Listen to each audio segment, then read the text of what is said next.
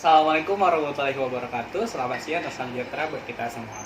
Sebelumnya perkenalkan nama saya Muhammad Bintran Putra Sepa Pratama dan dengan NIM 2101112455. Nah, di sini saya ingin menjawab 3 pertanyaan menarik nih mengenai seputar etika administrasi publik.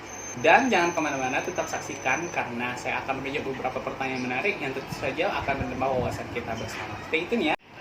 Pertanyaan pertama, menurut Anda apa pentingnya mempelajari etika administrasi publik? Nah, ini pertanyaan sangat menarik nih. Apa sih yang menjadi suatu latar belakang bahwa etika administrasi publik itu penting? Baiklah, sebelum kita melangkah lebih jauh, tentu kita harus tahu dulu nih apa sih etika administrasi publik itu sendiri. Nah, etika administrasi publik itu sendiri ialah suatu asas ketidakpantasan atau pantas ya suatu tindakan yang dilakukan oleh administrator ataupun para aktor birokrat. Nah, di sini dengan adanya pengertian seperti itu tentu menjadikan etika sangat penting untuk dipelajari. Karena tanpa etika, tentu kita akan melakukan semena-mena tanpa adanya standarisasi dalam melakukan kegiatan.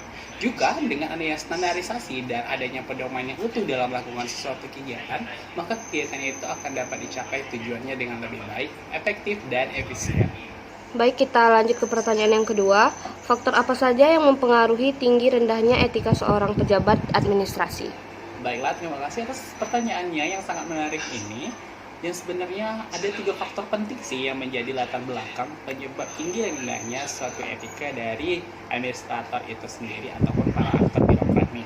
Yang pertama ada edukasi, di mana edukasi merupakan cikal bakal dari adanya karakter yang baik. Nah, dengan ada edukasi yang baik sejak dini, maka karakter yang baik akan tercipta dari seorang insan yang madani.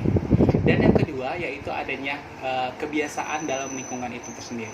Lingkungan yang baik maka akan menciptakan karakteristik yang baik bagi seseorang.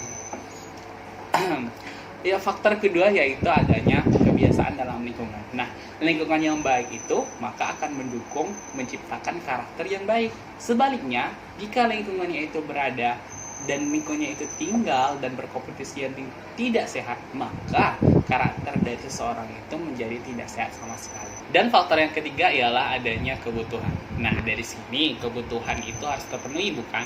Tapi dengan adanya gaya hidup yang tidak sehat, tentu cenderung akan membuat seseorang akan melakukan apa saja untuk mencapai kebutuhannya. Salah satunya itu korupsi. Demi mencapai keuntungan yang sangat berlebihan, mereka rela melakukan korupsi yang sangat merugikan bagi bangsa dan negara kita. Tentu hal ini harus dihindari oleh para aktor birokrat kita dan para administrator itu sendiri. Pertanyaan berikutnya yang ketiga, uraikan secara ringkas inti dari materi tugas kelompok yang sudah Anda presentasikan masing-masing sewaktu proses perkuliahan terkait dengan etika administrasi. Nah, sebelumnya saya perkenalkan dulu nih, saya kemarin dapat kelompok urutan 1 dengan materi yaitu pengertian disiplin kerja. Nah, sebelumnya di sini saya akan menjelaskan pengertian disiplin kerja terlebih dahulu. Nah, disiplin kerja itu sendiri adalah suatu sikap ataupun tindakan yang dilakukan untuk menaati suatu peraturan yang harus dilakukan oleh seseorang. Nah, disiplin ini sangat penting tentunya dalam kehidupan sehari-hari karena tanpa disiplin tentu saja kegiatan yang kita lakukan itu tidak dapat berjalan secara sempurna karena adanya ketidaktepatan dalam memanage diri sendiri, waktu, dan kegiatan sehari-hari. Nah, berikutnya tentu kita harus tahu apa itu jenis-jenis disiplin. Nah, secara garis besar ada 2 jenis disiplin. Yang pertama, self-imposed disiplin, di mana disiplin ini yang dipasarkan oleh diri sendiri. Dan disiplin ini secara spontanitas menunjukkan bahwa kita harus taat terhadap peraturan dan hati nurani kita membisikkan bahwa kita seharusnya melakukan disiplin dalam segala kegiatan itu sendiri. Dan yang kedua adalah command disiplin. Nah, command disiplin ini adalah disiplin yang diperintahkan oleh seseorang atau suatu kebijakan. Nah, melalui disiplin ini biasanya pelaksanaannya itu sedikit ekstrim. Nah, apabila sangat ekstrim, disiplin ini dapat dilakukan menggunakan kekuasaan hukum sehingga dalam pelaksanaannya disiplin yang menggunakan command disiplin ini cenderung mirip seperti praktik diktator.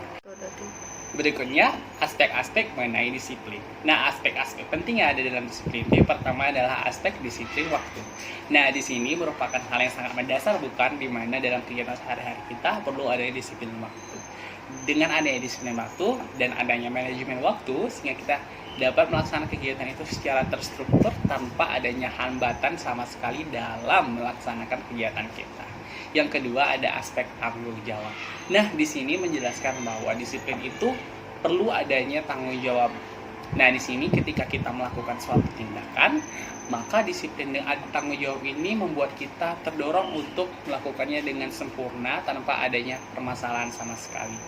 Yang ketiga itu aspek disiplin peraturan. Nah, adanya aspek disiplin peraturan ini mencerminkan bahwa diri kita sendiri sangat mentaati peraturan itu dan sangat menghargai peraturan, dan kita itu cinta akan namanya ketertiban. Dan yang terakhir kita akan membahas tentang faktor-faktor apa saja sih yang mempengaruhi disiplin. Yang pertama adanya tujuan. Nah, tujuan ini sangat berpengaruh dari disiplin karena ketika kita memiliki tujuan tentu saja kita harus melakukannya dengan sebaik mungkin. Nah, disiplin merupakan salah satu cara untuk melaksanakan tujuan itu menjadi lebih baik, atau dalam artian mewujudkan tujuan itu tersendiri. Yang kedua yaitu aspek kepemimpinan. Nah, dengan adanya aspek kepemimpinan ini, disiplin dapat berjalan karena suatu kepemimpinan itu harus dilandaskan dengan disiplin. Dan dengan disiplin ini, kepemimpinan dapat berjalan dengan baik karena mereka dapat mengontrol diri sendiri maupun orang lain sehingga dapat melaksanakan kegiatan yang mencapai tujuan itu secara efektif dan efisien. Berikutnya ada aspek keadilan. Nah, dengan adanya disiplin, kita dapat membagi-bagi porsi-porsi tertentu dalam kegiatan ataupun pekerjaan kita sehingga pekerjaan itu tidak tumpang tindih ataupun berat sebelah. Yang terakhir yaitu ada aspek ketegasan, di mana dari aspek ketegasan ini membuat suatu disiplin itu penting karena disiplin itu bersifat tegas. Dan saya rasa itu aja sih yang bisa saya sampaikan mengenai etika administrasi publik. Dan semoga apa yang saya sampaikan dapat membantu. Dan jangan lupa like, comment, dan subscribe-nya. Assalamualaikum warahmatullahi wabarakatuh. See you di next video.